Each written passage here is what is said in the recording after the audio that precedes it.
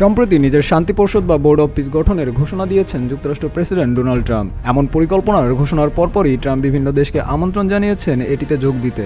তবে আমন্ত্রণ পেয়েও শান্তি পরিষদে যোগ দেবে না ইতালি। অবশ্য যোগ না দেওয়ারও ব্যাখ্যা দিয়েছে দেশটি। কাতার ভিত্তিক সংবাদ মাধ্যম আল জাজিরার খবর অনুযায়ী ইতালির সংবিধানের জন্যই ট্রাম্পের শান্তি পরিষদে যোগ দিচ্ছে না দেশটি। ইতালির পররাষ্ট্রমন্ত্রী আন্তোনিও দেশটির বার্তা সংস্থা আনসাকে জানিয়েছে, ইতালির সংবিধান ও শান্তি বোর্ডের সনদের মধ্যে অমিল আছে, যা আইনি দৃষ্টিকোণ থেকেও সাংঘর্ষিক। তবে ইতালি সবসময় শান্তি উদ্যোগ নিয়ে আলোচনার জন্য প্রস্তুত থাকবে। ইতালির সংবিধানের 11 নং অনুচ্ছেদ অনুযায়ী অন্যান্য রাষ্ট্রের সঙ্গে সমতার শর্ত না থাকলে কোনো সংস্থায় যোগ দেওয়া যাবে না।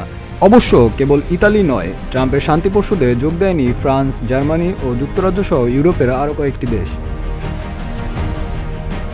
প্রতিবেদন অনুযায়ী ইতালির প্রধানমন্ত্রী জর্জিয়া মেলোনির সঙ্গে বোর্ড অব পিসের চেয়ারম্যান ট্রাম্পের ঘনিষ্ঠ সম্পর্ক থাকা সত্ত্বেও ইতালির এমন সিদ্ধান্ত ভাবাচ্ছে আন্তর্জাতিক বিশ্লেষকদের। ট্রাম্পের ভাষ্য, বিশ্বব্যাপী সংঘাতের মধ্যস্থতাকারী ভূমিকার জন্যই গঠন করা হচ্ছে বোর্ড অব পিস। তবে সম্প্রতি গ্রিনল্যান্ড ঘিরে ট্রাম্প যে আক্রমণাত্মক খেলা শুরু করেছিলেন, জাতিসংঘকে পাশ কাটিয়ে তা গ্রহণযোগ্য করে তুলতেই এই পরিকল্পনার কথা বলছেন কেউ কেউ।